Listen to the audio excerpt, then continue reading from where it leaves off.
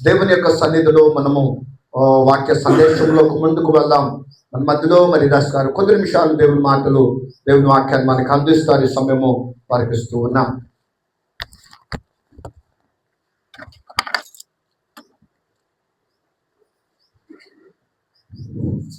దేవుని పరిశుద్ధ నామములకు మహిమ కలుగును గాక. ఈ ఉదయకాల సభ్యులందు పునరుద్ధానం దేవుడు ఆయన సజీవ లెక్కలో ఉంచి ఆయన సన్నిధికి నడిపించి రీతిగా స్థుతించి గణపరచుటకు దేవుడు ఇచ్చిన ఈ మంచి సమయానికి దేవుడికి మహిమ కలుగును గాక.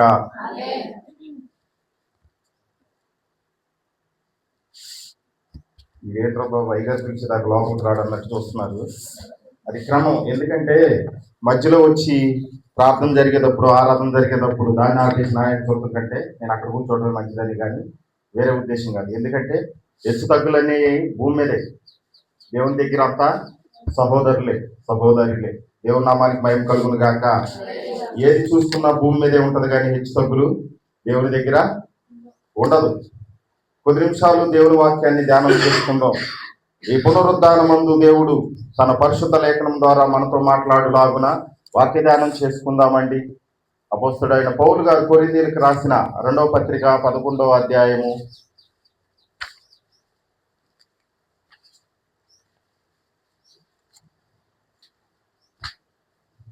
11వ వాక్యం నుంచి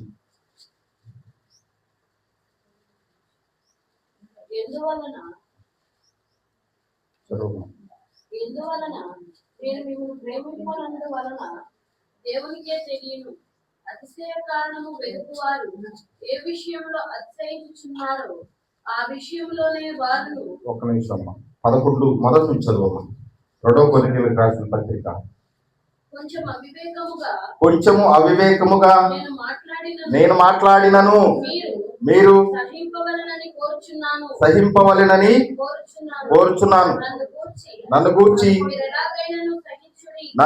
మీరు ఎలాగైనను సహించుడి. దేవాశక్తితో మీ ఎడల ఆసక్తి కలిగి ఉన్నాను.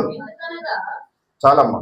ఈ మొదటి మాటల్లో ఏంటయ్యా అంటే, నిలబడిన ఈ పత్రిక రాస్తున్న వ్యక్తి ఈ సంఘానికి చెబుతున్న మాటలు ఏంటయ్యా అంటే, కొంచెం వివేకముగా నేను మాట్లాడినను మీరు సహించుకోవడం వల్లేను కోరుచున్నాను. నన్ను గూర్చి మీరు ఎలాగైనాను సహించుడి. ఎందుకనగా అంటే దేవాశక్తితో మాట్లాడుతున్నానే కానీ ఈ లోక సంబంధంగా నేను మాట్లాడట్లేదు. దేవుని నామానికి మహిమ కలుగును గాక. హల్లెలూయా. అయ్యగారు ఆపేసి వీడికిత్తం ఏంట్రా బాబు అనుకుంటే, ఇక విషయం ఏంటయ్యా అంటే, నేర్చుకున్నాం కాబట్టి భయపడమాక. మరి మీకు అర్థమైన అవ్వకపోయినాగా ఆశ్చర్యం చూస్తున్నాం. దేవుని సన్నిధానం కృపను బట్టి నేర్చుకున్నాం కాబట్టి సంఘాన్ని బలపరచాలి. జత పని వారై అన్నాడు పరిశుద్ధ గ్రంథం. పత్రికలన్నింటిలో కూడా జత పని వారులు ఉంటారు. దేవుని నామానికి మహిమ కలుగును గాక. సంఘానికి నష్టం కలిగినట్టు, సంఘ నాయకుడికి నష్టం కలిగేట్టు, బాధ కలిగేట్టు ఎక్కడ కూడా ప్రవర్తించిన దాఖలాలు నా దగ్గర లేవు. అలా రానికూడదని చూసుకుంటా ఆత్మీయ జీవితంలో. దేవుని నామానికి మహిమ కలుగును గాక. అందుకనే అపోస్తుడైన పౌలు గారు ముందుగా కొన్ని మాటలు చెబుతున్నాడు ఈ సంఘానికి. ఎందుకనగా అంటే వీళ్ళు కొంచెం అవివేకులు, మూర్ఖులు కూడా, వ్యతిరేక పరులు కూడా. కొరింథీ సంఘం తిరుగుబాటుదారులు. ఒక రకంగా చెప్పాలి అంటే ముందు తిరుగుబాటు. ఏంటి నువ్వు మాకు చెప్పేది అన్న స్వభావం కలిగిన వ్యక్తులు ఉన్నారు అక్కడ. అందుకని కొంచెం వివేకంగా నేను మాట్లాడినను మీరు సహింపవలెనని కోరుచున్నాను. నన్ను గూర్చి మీరు ఎలాగైనాను సహించుడి. దేవాశక్తితో మీ ఎడల ఆసక్తి కలిగి ఉన్నాను. ఎందుకనగా చదవమ్మా. పవిత్రురాలైన కన్యకనుగా ఒక్కడే పురుషునికి అనగా క్రీస్తుకు సమర్పించవలెనని మిమ్ములను ప్రదానము చేసి తిని గాని సర్పము కుయుక్తి చేత అవ్వను మోసపరిచినట్లు మీ మనసులను చెరపబడి క్రీస్తు ఎడలనున్న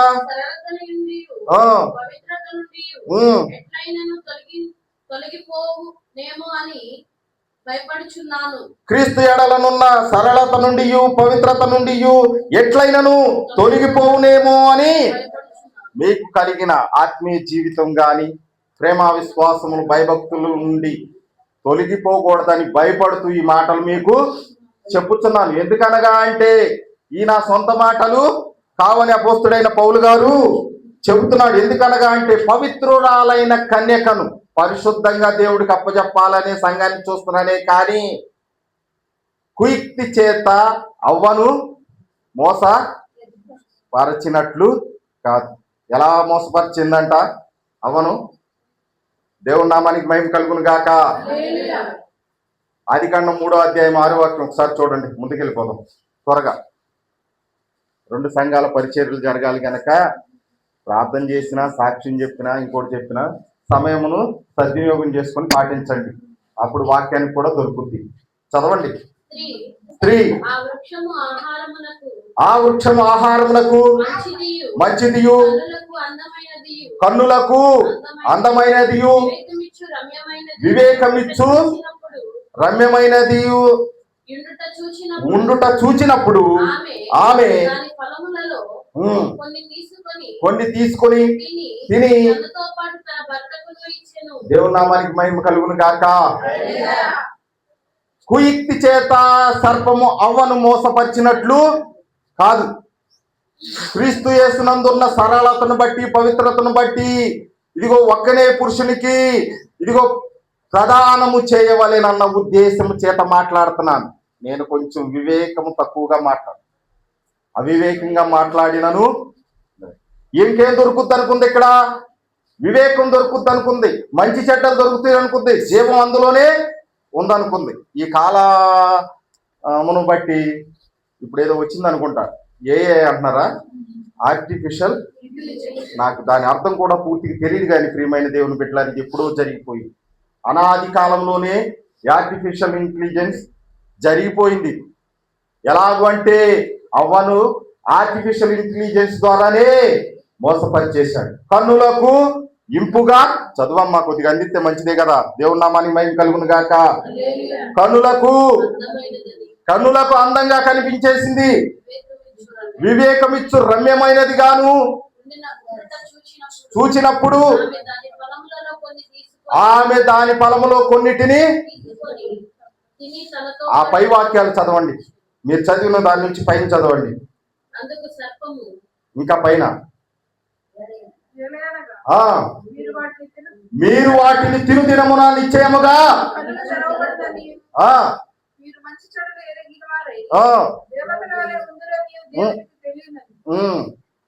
దేవుడికి తెలియనని దాన్ని మరుగు చేసి మీకు దాచిపెట్టాడే గాని మీరు తింటే గనక దేవతల వలె.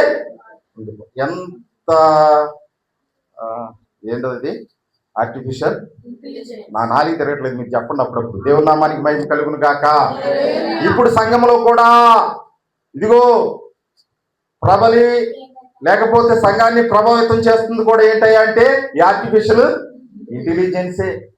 ఆకర్షణ భక్తి, ఆకర్షణ లేకపోతే ప్రార్థనలు ఆకర్షణీయమైనయే కానీ ఆత్మ సంబంధంగా ఎక్కడ కూడా లేదు. దేవుని నామానికి మహిమ కలుగును గాక. హల్లెలూయా. ఆదాము ఎలా చేయబడ్డాడు? సాక్షాత్తు సృష్టికర్త అయిన దేవుని చేతిలో నుండి చేయబడిన వ్యక్తి. మరి ప్రభు అయిన యేసుక్రీస్తు వారు తల్లి గర్భం నుండి పుట్టినవాడు. ఏది బలమైనది?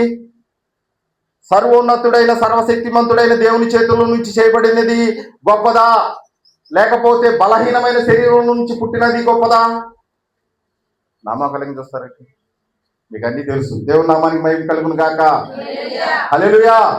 దేవుని చేతుల నుంచి చేయబడినదే గొప్పది కదా. మరి అతడు ప్రకృతి సంబంధమైన మనుషుడు ఎలాగైపోయాడు? శరీర సంబంధమైన మనుషుడు ఎలాగయ్యాడు? శరీరంలో నుంచి పుట్టలేదే. ఈ తల్లి గర్భం నుంచి శరీరంలో నుంచి పుట్టందల్లా ఒక్కడే. ఎవరు? ఆదాము అను మొదటి మనుషుడు. దేవుని నామానికి మహిమ కలుగును గాక. అలాంటి వాడిని ఈ మాయలో మోసంలో పడేసింది ఈ సాతాను. ప్రియమైన దేవుని బిడ్డలారా, సంఘంతో ఆడుకునే బలహీనలు ఎక్కువైపోయారు. ఆ? నేను అనుకుంటా తగు బోధలు జరగట్లేదా, లేకపోతే చెప్పలేకపోతున్నామా? చెప్పేవాడు బలహీనంగా ఉన్నాడా? దేవుని నామానికి మహిమ కలుగును గాక. హల్లెలూయా. ఈ ఉదయకాల సమయంలో ప్రియమైన దేవుని బిడ్డలారా, కుయుక్తి చేత ఇదిగో సాతాను అవ్వను మోసపూర్చినట్లు కాకుండా మీకు కలిగిన పవిత్రత యందు, సారాళత యందు ఎక్కడను మీరు జారిపోకుండా, పడిపోకుండా, కురింగిపోకుండా, ఇదిగో ఒక్కడే పురుషునికి అనగా ప్రభువైన యేసుక్రీస్తు వారికి మిమ్ములను సంఘముగా అప్పజెప్పాలని తప్పితే కానీ రెండోది ఏది కూడా లేదని చెప్తున్నాడు అపోస్తుడైన పౌలు గారు. దేవుని నామానికి మహిమ కలుగును గాక. హల్లెలూయా. అయితే దేవుని చేత చేయబడిన ఈ బలమైన వ్యక్తి ఈ మోసపూరితమైన దాంట్లో పడిపోయాడు. ప్రకృతి సంబంధమైన మనుషుడిగా ఉండిపోయాడు. చూడండి, 1 కొరింథీయులకు రాసిన పత్రిక 15వ అధ్యాయం 44వ వాక్యాన్ని ధ్యానం చేసుకుందాం త్వరగా. ప్రకృతి సంబంధమైన శరీరముగా విత్తబడి ఆత్మ సంబంధ శరీరముగా లేపబడును. ప్రకృతి సంబంధమైన శరీరం ఉన్నది కనుక ఆత్మ సంబంధమైన శరీరము కూడా ఉన్నది. ఇందు విషయమై ఆదామును మొదటి మనుషుడు జీవించు ప్రాణి ఆయనని రాయబడి ఉన్నది. కడపటి ఆదాము జీవింపజేయు ఆత్మ ఆయను. దేవుని నామానికి మహిమ కలుగును గాక. హల్లెలూయా. అసలు మొదట పుట్టిన వాడే బలవంతుడు. తల్లిదండ్రులు కూడా ఇవిడు నా జ్యేష్ఠ కుమారుడు అంటారు. కానీ మొదటి ఆదాము బలహీన పడిపోయాడు, కడపటి ఆదాము బలవంతుడు ఆయన. దేవుని నామానికి మహిమ కలుగును గాక. హల్లెలూయా. అసలు స్త్రీ కనిన నడుడు కొద్ది దినముల వాడై మిక్కిలి బాధ నుండి పువ్వు వికసించినట్లు వికసించి వాడు వాడిపోయి రాలిపోవును. దేవుని నామానికి మహిమ కలుగును గాక. స్త్రీ కలిగిన నరుడికి బలం ఎక్కడదండి? నువ్వు ఆత్మ సంబంధంగా పుట్టినవాడు. ఆత్మ సంబంధంగానే విత్తబడాలి, ఆత్మ సంబంధంగానే ఎత్తబడాలి. ఆత్మ సంబంధంగా విత్తబడి శరీర సంబంధంగా లేపబడటానికి అక్కడ లేదు. దేవుని నామానికి మహిమ కలుగును గాక. హల్లెలూయా. ఈ ఉదయకాల సమయంలో ప్రియమైన దేవుని బిడ్డలారా, శరీర సంబంధంగానే పుట్టాడు, మనలోనే పుట్టాడు, కానీ ఆయన కూడా శోధింపబడ్డాడు. మీరు ఇంటికి వెళ్ళి చదువుకోండి. లోక సువార్త 3వ అధ్యాయం 1 నుంచి ధ్యానిస్తే, అపవాది అయిన సాతాను ఇదిగో దేవుని దగ్గరికి వచ్చి ఆయన 40 దినములు ఉపవాసం ఉండి అరణ్యములో ఆకలి కొనగా, నువ్వు దేవుని కుమారుడు అయితే ఈ రాళ్లను రొట్టెలుగా, మనుషులు రొట్టె వలన మాత్రమే, మరి దేని వలన? ఇప్పుడు మనం వింటున్నాం, చూసావా? దేవుని వాక్యమును బట్టి కూడా బ్రతకగలడు, జీవింపగలడు. అందుకనే మొదటి ఆదాము జీవించు ప్రాణి ఆయను, కడపటి ఆదాము జీవింపజేయు అనేకులను బ్రతికించేదిగా ఉండాలి. సేవా పరిచర్య, ఆత్మ సంబంధమైన సంఘాలు ఎవరికి ఇష్టం వచ్చినట్టు వాళ్ళు వెళ్ళిపోతుంటే అది బలహీనంగా ఎంచబడుతుందంటే నీలో ఏమైపోయింది? కుయుక్తి చేత మోసపడే సాతాను, మోసం చేయబడే సాతాను నీలో దొరబడిపోయింది. ఇస్కరియోతు యోధాలో దొరబడినట్టు ఇవాళ చాలా మందిలో కూడా ఆ కుయుక్తి గల సాతాను దొరబడిపోతున్నాడు. మెలకువగలిగి దానిని తెలుసుకున్నాడు. సంఘాన్ని బలపరచడానికే కానీ ఎక్కడా బలహీనపరచడానికి మాట్లాడతలేదండి. గ్రహించుకోవాలి. దేవుని నామానికి మహిమ కలుగును గాక. హల్లెలూయా. ప్రియమైన దేవుని బిడ్డలారా, మనం ఎలాగ ఉండాలి అంటే ఆత్మ సంబంధమైన వారిగానే ఉండాలి, కానీ ప్రకృతి సంబంధమైన కళ్ళ ముందు ఇప్పుడేమైపోయింది, ఇంకా బోళ్ళంతా జరుగుద్ది. అబద్ధ ప్రవక్తలు, అబద్ధ క్రీస్తులు బోళ్ళంత మంది రాబోతున్నారు. ఏర్పరచబడిన వారిని సైతము మోసపరిచి లాక్కుని ఈడ్చుకుని వెళ్ళిపోయే రోజులు ఇంకా ఉన్నాయి. ఇది పరిశుద్ధ గ్రంథం చెబుతుంది, మనుషుడు చెప్పే మాటలు కాదు. ఎంత భక్తి కలిగి ఉన్నా సరే, నువ్వు ఎంత బలవంతుడు అయినా సరే, నువ్వు ఎంత ఆత్మవిశ్వాసం కలిగి ఉన్నా సరే, ఏదో రకంగా నిన్ను మోసపరిచి లాక్కెళ్ళిపోవాలన్న పరిస్థితిలో ఉన్నారే కానీ. సరే, ఇక్కడ నుంచి ఇంకో సాటికి వెళ్తున్నావు, అక్కడ దైవజనుడు చెప్పట్లేదా అక్కడ నుంచి ఇక్కడికి ఎందుకు వచ్చావని? ఈ రియల్ గా మాట్లాడుకుంటే తప్పుగా ఉంటాయి, హేతువాదంగా ఉంటాయి, గొడవలుగా ఉంటాయి. కానీ ఇది నిజం. దీన్ని ఒప్పుకునే మనుషుడు ఒక్కడు కూడా లేడు. దేవుని నామానికి మహిమ కలుగును గాక. నువ్వు ఆత్మ సంబంధమైన వ్యక్తివైతే ఇక్కడికి ఎలాగూ వచ్చావు? ఏబు దగ్గరికి సాతాను వచ్చినప్పుడు దేవుడు అడుగుతున్నాడు, ఎక్కడ నుండి వచ్చింది అంటే, నేను భూలోకమంతా సంచారం చేయొచ్చు, నీ పని సంచారం చేయటమేనా, గాలికి తిరగటమేనా? తెలుగు భాషలో దేవుని నామానికి మహిమ కలుగును గాక. ఏది నీ ఆత్మ సంబంధం? చెప్పేవారు బలవంతులు కాదా? వినేవారు బలవంతులు కాదా? బలహీన పడిపోతుందా? వాక్యము బలమైన ఖడ్గము లాంటిది. దేవుని నామానికి మహిమ కలుగును గాక. మనము శరీర సంబంధంగా ఎత్తబడి ఆత్మ సంబంధంగా లేపబడాలే గాని, ఇదిగో ఆత్మ సంబంధంగా విత్తబడి శరీర సంబంధంగా లేపడానికి వీలు. అందరూ శరీర సంబంధులే. కానీ దేవుని వాక్యం సెలవిస్తుంది, మొదటి ఆదాము జీవించు ప్రాణి, తానంతటికి తాను బ్రతకటానికే పుట్టాడు. కానీ కడపటి ఆదాము, రెండో ఆదాము అనేకులను బ్రతికించటం కోసం పుట్టి ఉన్నాడు. దేవుని నామానికి మహిమ కలుగును గాక. హల్లెలూయా. ఆయనను ఎత్తైన కొండ మీదకి తీసుకెళ్లి ఈ లోక రాజ్యాలన్నిటిని చూపించి, వీటన్నిటిని నీ హస్తగతం, నీ పాదాల దగ్గర పెడతా, నాకు ఒకసారి మొక్కన్నాడు. నీ దేవుడైన యెహోవాకు తప్ప మరి ఎవరికి మొక్కకూడదని రాయబడి ఉండలేదా? దేవుని నామానికి మహిమ కలుగును గాక. ఆర్టిఫిషియల్ ఇంటెలిజెన్స్ ప్రభు అయిన యేసుక్రీస్తు వారికి, మనిషి కుమారుడికి కూడా చూపించేశాడు వాడు. మనం ఎంత అంటారా? ప్రార్థన అనేది మన దగ్గర ఉంటే ఏది కూడా మన దరిదాపులకి రాదు. అపవాది దేవుని దగ్గర పర్మిషన్ తీసుకొని ఏబు దగ్గరికి వెళ్ళాడే కానీ పర్మిషన్ లేకుండా నువ్వు తీస్తే వెళ్తానన్నాడు కంచె. అంతేగాని నా అంతటా నేను తీసుకొని వెళ్తానని, అంత బలమైన కంచె నీ చుట్టూ ఏర్పడి ఉండాలంటే నీకు ప్రార్థన. నువ్వెవరినో చూసి కాదు, నీ అంతటా నువ్వే చేసుకోవాలి. నువ్వంతటా దేవుణ్ణి అడగాలి. దేవుని నామానికి మహిమ కలుగును గాక. దేవుడు చాలా బాధపడ్డాడు అక్కడ. అపవాది అయిన సాతాను ఇదిగో ఆదాము అవ్వలను మోసపరిచి ఆ సహవాసము నుండి దూరపరిస్తే దేవుడు దుఃఖపడ్డాడు. ఈ ఆర్టిఫిషియల్ ఇంటెలిజెన్స్ ద్వారానే మోసపరిచాడు వాడు. కన్నులకు ఇంపైన, మన కళ్ళ ముందు ఆకర్షణ కనపడుతుంది. అక్కడికి వెళ్తే బాగుంది, ఇక్కడికి వెళ్తే బాగుంది, ఇక్కడ ఉంటే బాగుంది. అక్కడ నువ్వు అనుకుంటే సరిపోద్దా? ఈ సంఘం నువ్వు అనుకుంటే ఇచ్చాడా? ఈ దైవజనుడు నువ్వు అనుకుంటే ఇచ్చాడా? ఈ విశ్వాసులు నువ్వు అనుకుంటే ఇచ్చారా? అసలు ఈ తల్లిదండ్రులకి నువ్వు అనుకుంటేనే, నేనే జానకిరామి గారికో, ఠాగూర్ గారికో, బాలయ్య గారికి కోటేశ్వరు, నువ్వు అనుకున్నావా? దేవుని నామానికి మహిమ కలుగును గాక. దేవుని చిత్తం అది. నువ్వు ఎక్కడ ఉండాలో, ఏం చేయాలో, ఎలా నడుచుకోవాలో అది దేవుని చిత్తమై ఉంది. దానికి లోబడి ఉండాలి. అందుకని నేను కొంచెం వివేకంగా మాట్లాడినను మీరు సహించుకోవాలంటున్నాడు. ఏ రీతికైనా సరే కొరింథీ సంఘాన్ని బలపరచాలి. దేవుని నామానికి మహిమ కలుగును గాక. ఇక్కడ లేనిది అక్కడ ఏముంది? ఇక్కడ ఉన్న స్థానం అక్కడ ఉంటుందా? ఇక్కడ ఉన్న మర్యాదలు, గౌరవ మర్యాదలు అక్కడ ఉంటాయా? పక్కన కూర్చోబెడతారు, కూర్చో, వచ్చావు కదా కూర్చో. అది కాదు ముఖ్యం. గౌరవ మర్యాదలు, స్థానాల గురించి కాదు. కానీ ప్రియమైన దేవుని బిడ్డలారా, నీకు కలిగి ఉన్నది, నువ్వున్న దాంట్లో నేను పోరాడి గెలవాలి. అది వాళ్ళు అక్కడ నుంచి వెళ్ళిపోయిన తర్వాత ఆత్మ సంబంధంగా ఆకలి దప్పులనే వారికి తెలియదు, చీకటి రాత్రులు తెలియదు, బాధలు తెలియవు.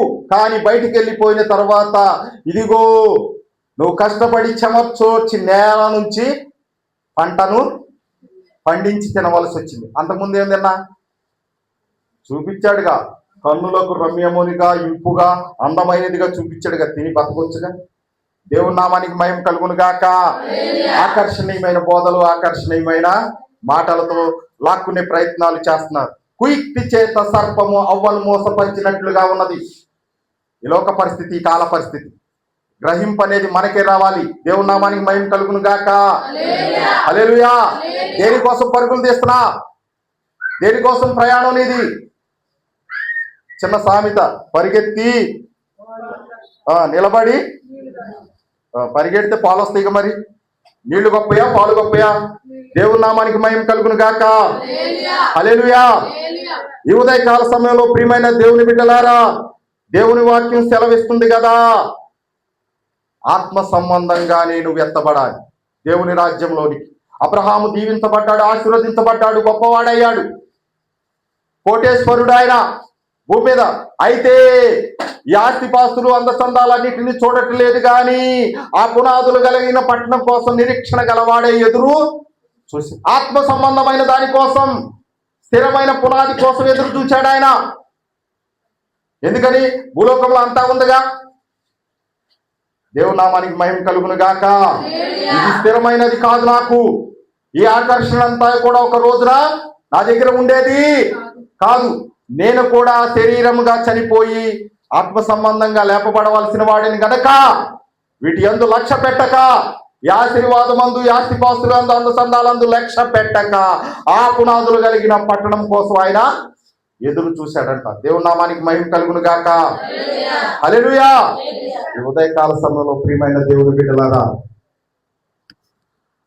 ఎక్కడైనాను మీ పవిత్రత నుండి, సారాలత నుండి, మీకు కలిగిన దాని నుండి తప్పిపోతారేమో, బలహీనపడిపోతారేమోనని ఈ నా మాటలు మీకు చెప్తున్నానే కానీ మరి ఒక ఉద్దేశం కాదు గనక నన్ను సహించి ప్రియమైన దేవుని బిడ్డలారా, దేవుని యందు మెలకువగలిగి జీవించాలి అని అపోస్తుడైన పౌలు గారు కొరింథీ సంఘానికి రాస్తూ ఇలాగూ మాట్లాడుతున్నాడు. ఈ లోక సంబంధమైన ఆకర్షణలో కాదు యవనులు జీవించాల్సింది, ఈ లోక సంబంధమైన అందచందాలతో కాదండి. దేవుని యందు భయభక్తులు కలిగిన వాటి ఆయన అలంకరిస్తాడు నిన్ను. ఇదిగో ఆయన ప్రదానం చేసుకుని అలంకరించే వస్తువుల ముందు, అందం ముందు ఇవన్నీ కూడా ఎన్న తగినవి కాదు. ఆ పునాదులు గల పట్టణములో నీవు నేను నిత్య రాజ్యములో వారసులుగా నిత్యము జీవించాలి అంటే ఈ మోసపూరితమైన వాటిని విడిచిపెట్టేసి దేవుని యందు, పవిత్రత యందు, సారాలత యందు నిత్యము నిలిచిలాగున ప్రార్థనాపూర్వకముగా ఉండుము గాక. ఈ కొద్ది మాటలు దేవుడు మన వీటిలో దీవించి ఆశీర్వదించును గాక. సమయించిన గారికి మీరు వందనాలు. హల్లెలూయా. హల్లెలూయా. చక్కటి వాక్యాన్ని, చక్కటి మాటలు అందించిన మరి ప్రియులు మరి దాస్ గారి ప్రత్యేకమైన వందనాలు.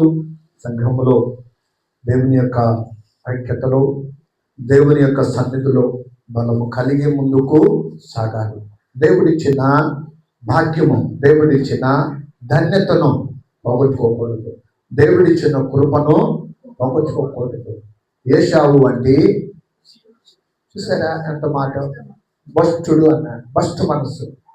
అదిగో అతడట తర్వాత పొందాలనుకున్నాడట ఆశీర్వాదం, అయినా మరలా లేదు, సరళత నుండి దూరం అయిపోయాడు, తొలగిపోయాడు. కానీ అలాంటి ఆశీర్వాదము చూడాల ఇక లేదు.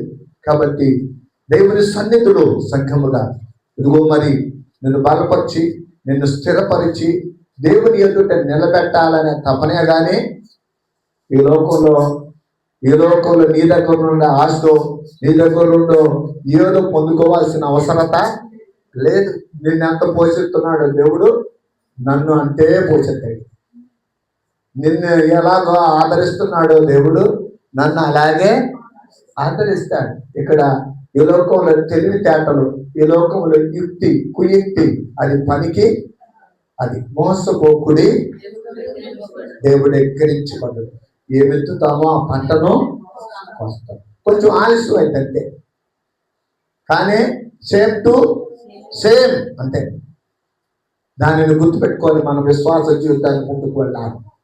కొన్ని దేవుని యొక్క సన్నిధిలో బలము కలిగి నడుచుకోవడం వల్ల దేవుడు ఆశీర్వాదాన్ని చూడగలుగుతాం.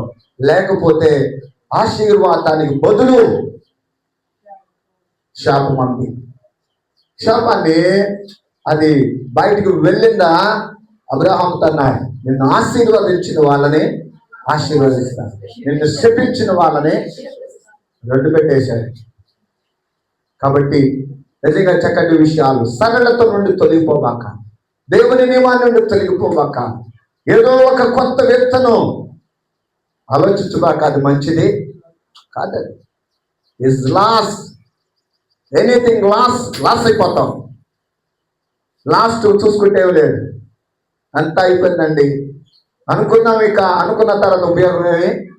సమయం ఉండగానే దేవుడిచ్చిన సమయం, దేవుడిచ్చిన కుటుంబం, దేవుడిచ్చిన బిడ్డలు, దేవుడిచ్చిన స్థితి, దేవుడిచ్చిన అభివృద్ధి కావచ్చు, వాటి వైపు కాదు నువ్వు చూడాల్సిందే. విశ్వాసమునకు కర్తయు దాన్ని కొనసాగించు యేసు వైపు చూడు. దేవుడు నిన్ను బలపరుస్తాడు, దేవుడు నిన్ను స్థిరపరుస్తాను. ఈ లోకములో దేవుడు కొంతకాలం ఉంచాడంటే దానిని మనం పొందుకొని ముందుకు సాగిపోదాం. దేవుడి మాటలు మన వినికిడిలో దీవించును గాక.